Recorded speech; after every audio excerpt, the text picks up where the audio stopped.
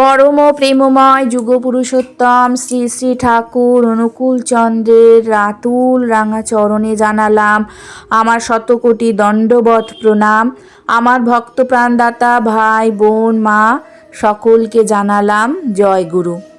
আশা করব ঠাকুরের কৃপায় আপনারা সকলে ভালো আছেন, সুস্থ আছেন, আনন্দে আছেন। আজকে আমরা ইষ্ট প্রসঙ্গে আলোচনা করব। সামনে গরম আসতে চলেছে, শীত প্রায় শেষের দিকে, আর গরমকালে কি যে ভীষণ গরম পড়ে সেটা তো আমরা সকলেই জানি।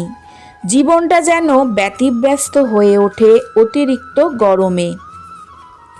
তো এত অতিরিক্ত গরমে আমাদের সকলকে সুস্থ থাকতে হবে।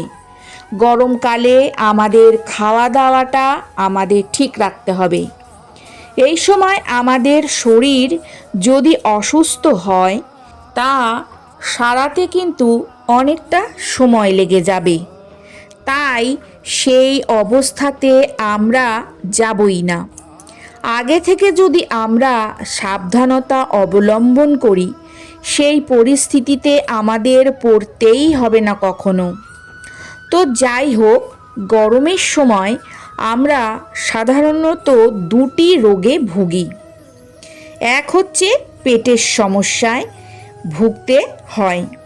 উল্টোপাল্টা খেলে পেটে বায়ু উৎপন্ন হয়, পায়খানার সমস্যা হয়, আর পেটে বায়ু সৃষ্টি হলে ভক্তির সমস্যা হয়। সেক্ষেত্রে নাম ধ্যান ঠিক মতন হয় না। তাই সবার আগে আমাদের পেটকে সমস্যামুক্ত করতে হবে। আমাদের যদি পেটের কোনো সমস্যা হয় তা পরম দয়ালের নির্দেশ মেনেই ঠিক হবে। এই অতিরিক্ত গরমে আমাদের চেহারাকে কিভাবে চকচকে রাখবেন, পরম দয়াল আমাদের তার জন্য কি খেতে বললেন। আপনারা নিশ্চয়ই ঠাকুরের দেওয়া পান্তা ভাতের ফর্মুলা জানেন। যে অতিরিক্ত গরম পড়ে তাতে পেট ঠান্ডা রাখতে আমরা অনেকেই পান্তা ভাত খাই। পান্তা ভাত করবার ও বিশেষ নিয়ম আছে। পান্তা ভাত করতে গিয়ে অনেক সময় তা পচে যায়, টকে যায়, একটা বিচ্ছিরি টকসানি গন্ধ বের হয়। সেটা কিন্তু আমাদের শরীরের জন্য খুবই ক্ষতিকর।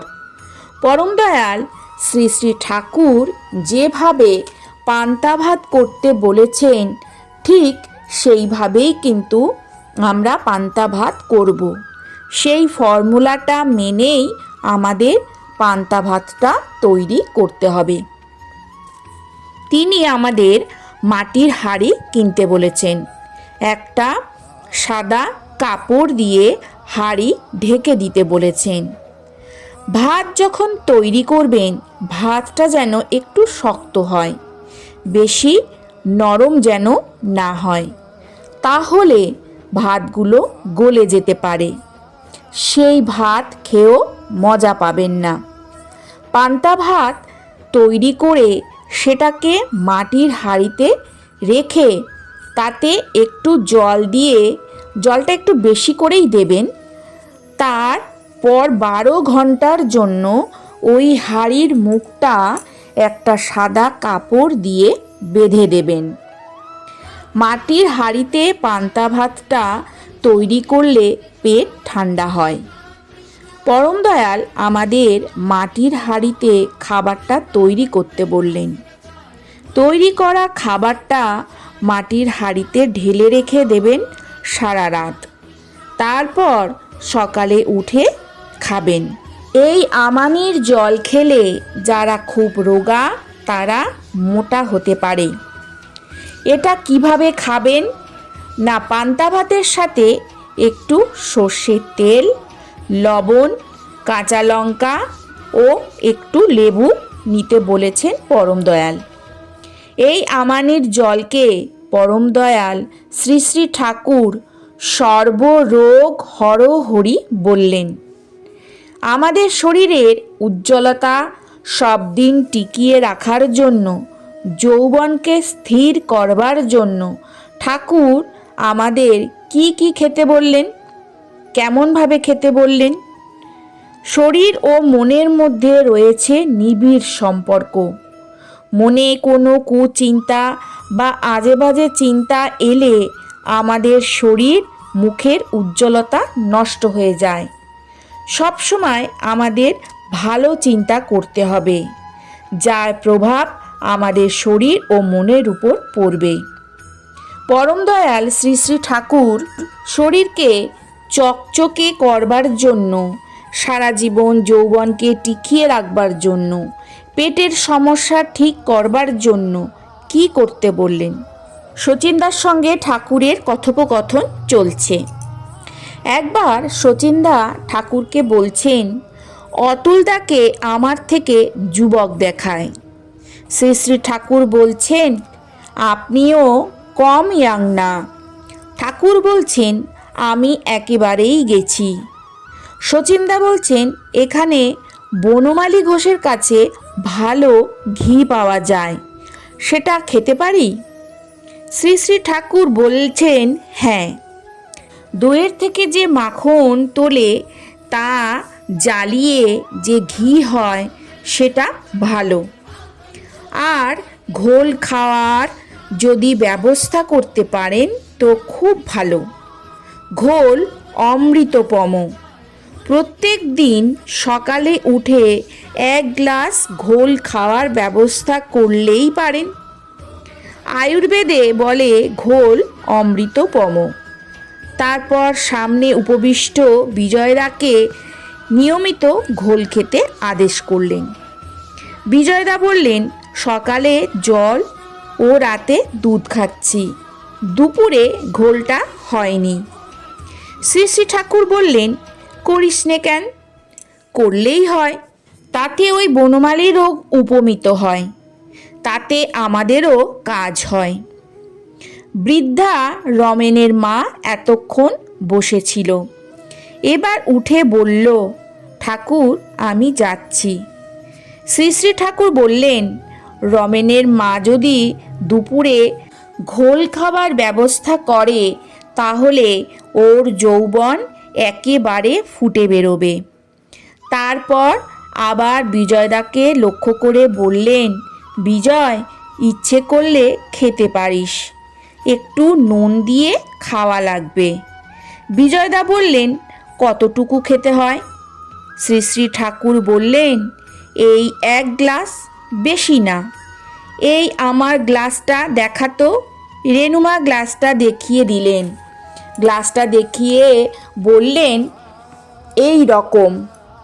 শরীরকে ঠান্ডা করতে হলে বেশি জলের ঘোল ভালো, মানে পাতলা করে। এরপর শ্রী শ্রী ঠাকুর বিজয়দাকে বললেন, দ্রব্যগুণ বইতে ঘোলের গুণাগুণ দেখার জন্য। বিজয়দা উঠে গেলেন। অমূল্যদা এসে প্রণাম করলেন। শ্রী শ্রী ঠাকুর বললেন, এই অমূল্য, এখানে শরৎদার একটা গোয়াল আছে, সে ভালো ঘোল তৈরি করতে পারে। ওকে একটু দাঁড় করাইয়ে যদি দিতে পারিস তাহলে ভালো ঘোলও পাওয়া যায়, ঘিও পাওয়া যায়। দেখিস, বুঝলি তো? অমূল্যদা বললেন, আজ্ঞে দেখব। বিশুদাকে ডেকে বললেন, বিশু, ঘোলের ব্যবস্থা কর। বলিস ওকে ঘোলের বিক্রির ব্যবস্থা আমরাই করে দেব, তুমি ভালো করে তৈরি করো। তোকে বললেম, অমূল্যকে বললেম। শচীনদা বললেন, শরৎদা একটু সকলকে বলে দিলেই হয়। শ্রী শ্রী ঠাকুর বললেন, তা হবে, তাহলেও ওরা ছেলে মানুষ, ভালো করে সংগঠন করতে পারবে। সরোজিনীর পেটের ব্যথা লেগেই থাকতো, এখন ঘোল খেয়ে ভালোই আছে। শরৎদা বলছেন ওতে নাকি বায়ুও কমে। তাহলে ঠাকুর এখানে বললেন, যৌবন একেবারে ফুটে বেরোবে যদি ঘোল খাওয়া হয়। তিনি কখন এই ঘোল খাওয়ার কথা বললেন? সকালে উঠে 1 গ্লাস করে ঘোলের ব্যবস্থা করলেই হয়। এই ঘোল খেলে আমাদের কি কি উপকার হয়?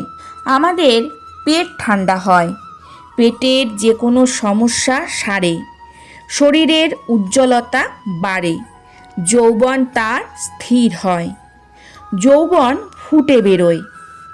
ঠাকুরের এই ছোট ছোট কথাগুলো মানতে হয় প্রথম থেকেই, তবেই আমাদের শরীর ভালো থাকবে।